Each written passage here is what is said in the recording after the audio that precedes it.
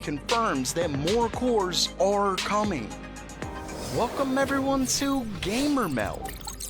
First up for today, it looks like a Redditor actually did what Nvidia couldn't, or at least didn't want to. In a new post by Clashmains2, the user shared images of a mini 3060 Founders Edition GPU that he made. Believe it or not, he actually took a Gainward Pegasus 3060 and modeled the shroud around the PCB and heatsink. Then he 3D printed it off of that, and as you can see, it looks pretty good. Of course, given this is 3D printed in plastic, the fins aren't used to dissipate heat, so it's mostly for aesthetics. Still, he was apparently able to keep it fairly cool, but it was printed in PLA, which gets soft at a pretty low temperature. I can personally attest that it will get soft in a hot core, so he likely needs to make it again with ABS or PETG. Still, this is really cool, and if you want to learn the skills to make something like this, there's no better place than with today's sponsor, Brilliant, a place everyone should go to learn computer science, because let's be honest, there's a reason I trust them. Brilliant was built to teach the STEM field, so you know what they're saying is right. But the biggest reason Brilliant is my go-to is because they teach you by getting you to actually do it yourself.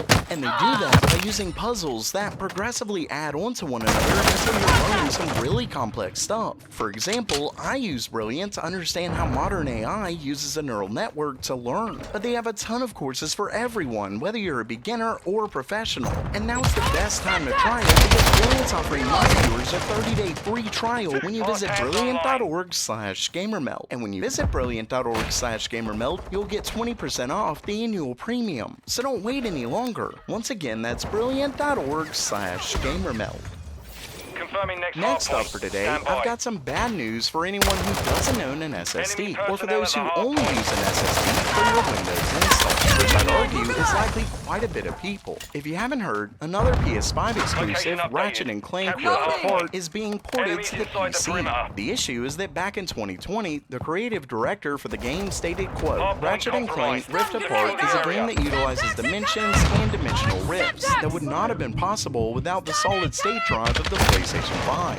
Fast forward to now, and the official PC specifications have been listed for the game. And while you'll notice that it does in fact allow for an HDD, it only shows support for very low graphics settings at 720p. And even here, it still recommends an SSD.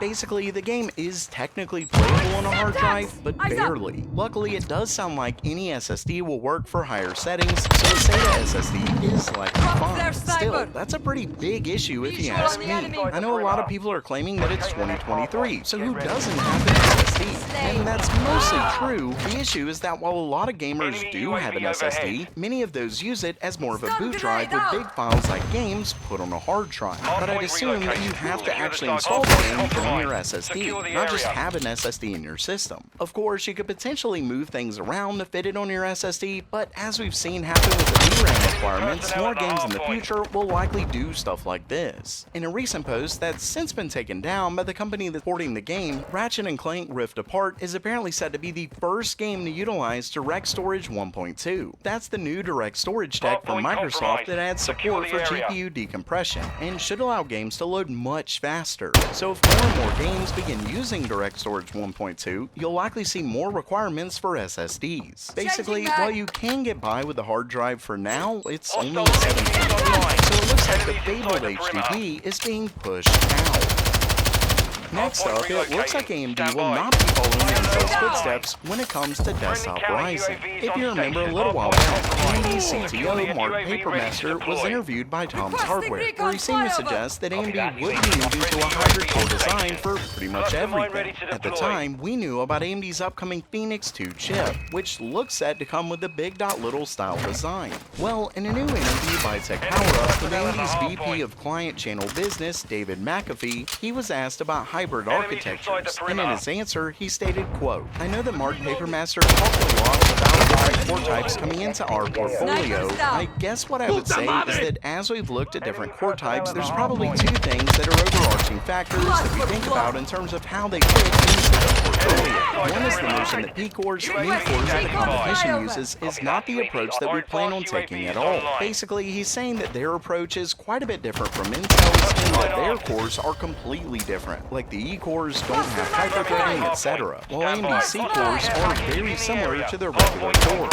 He then goes on to discuss the different environments that the cores will go into, and ultimately concludes that the power-unconstrained environment of desktop PCs don't really need these little cores. Ultimately, it sounds like AMD is wanting to keep these hybrid core parts in the notebook space, at least for now, but he doesn't completely take the option off the table. Still, AMD is definitely doing things their own way. And lastly for today, AMD goes over core count increases and what they're doing with Zen 5. This story also comes from that interview with Tech Power Up, where David McAfee was asked about core counts. And in his answer, he goes over the memory bandwidth issues when adding more cores. He ends up stating, quote, as memory speeds go up, as we have higher bandwidth memory technologies coming into the platform, it's something we're looking at also. I think there will be a point in time where we bring more core counts and more memory capability to our platforms, and they have to go hand in hand. Basically, more cores are coming, and while it doesn't sound all that likely that we'll get a big core increase with Ryzen 8000, it could be possible. Remember that with Ryzen 7000, DDR5 6000 is the ideal speed to run at, thanks to the relationship between memory speed and clock speed. But according to the spec, DDR5 can get up to 8400, and we already have modules at well over 7000. So by the time Ryzen 8000 is released, we should have fast enough memory to handle at least a small boost in cores. Either way, AMD is almost guaranteed to bring more cores eventually. Not only that, but he actually said some interesting stuff specifically on Zen 5 or Ryzen 8000 CPUs. When asked about Zen 5, he claims that AMD is looking to, quote, bring it into the desktop space as quickly as we possibly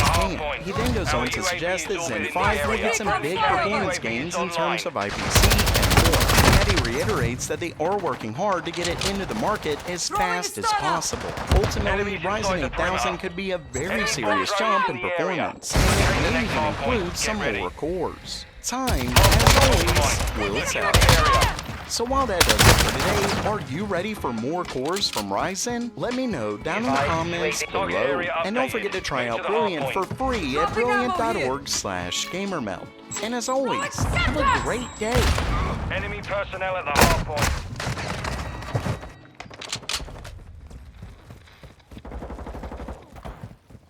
Hard point compromised. Secure the area. Moving. Enemy contact! Reloading! Target destroyed! Contact! Enemy personnel at the hard point. Switching mags!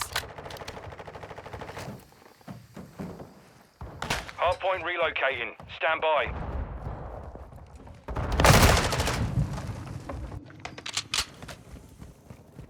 Enemies inside the perimeter.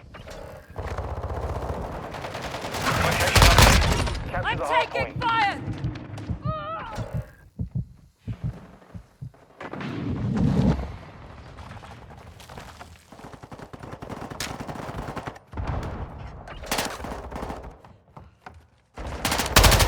UAV in the area. Loading! Got the sniper! Changing mags!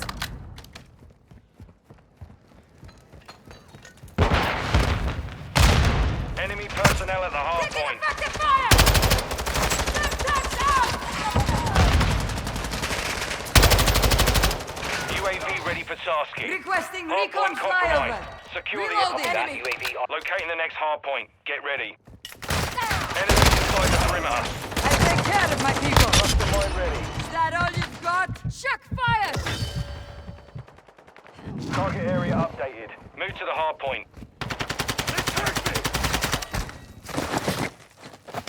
Entry available. UAV is bingo fuel. RTV at this time. Enemy personnel at the hard point. Sentry deployed! Hard point compromised. Secure the area. Mastermind deployed! Dropping ammo here. Enemies inside the perimeter.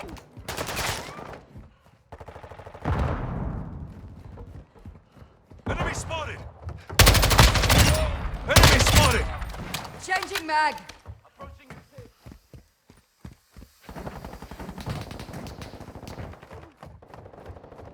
Confirming next hard point. Stand by.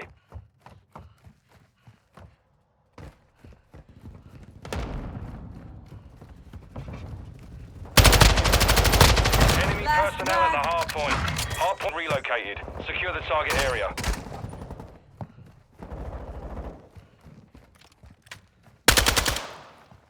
Taking effective fire.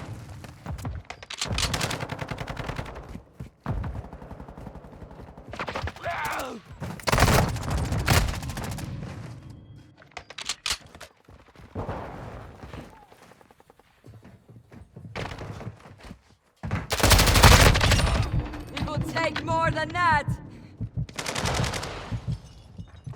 The debt is repaid. We've taken the lead.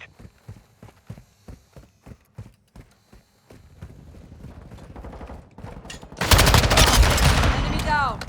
Hard point relocating. Stand by.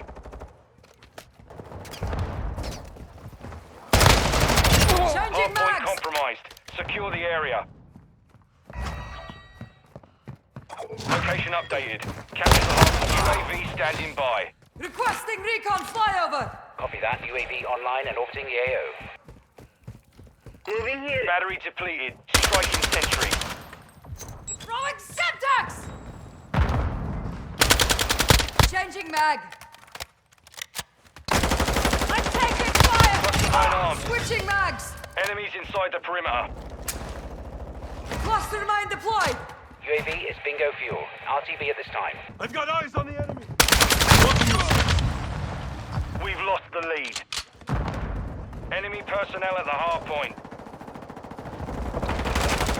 Throwing Semtex. Target down. Confirming next hard point.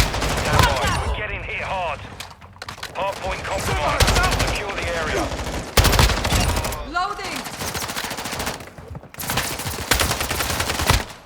Updated. Move to the hard point. Our mortar strike is inbound. Friendly cluster mine set. The lead is ours.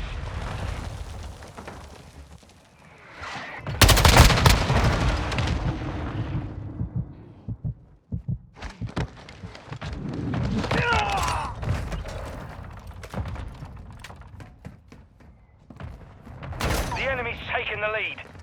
Enemies inside the perimeter.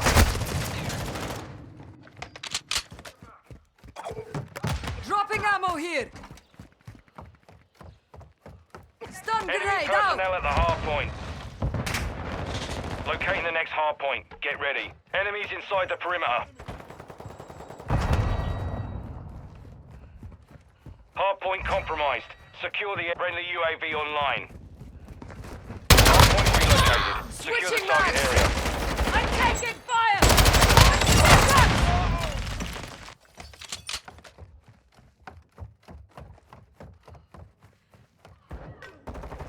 Throwing a Enemies stunner. inside the perimeter. Target destroyed. Semtex out. Our counter UAV is active. Enemy UAV active. Friendly UAV on station. 1 minute left. Throwing Semtex.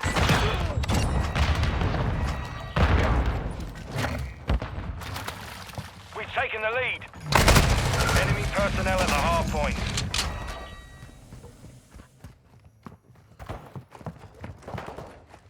Confirming next hard point. Stand by. Mission complete. Solid work.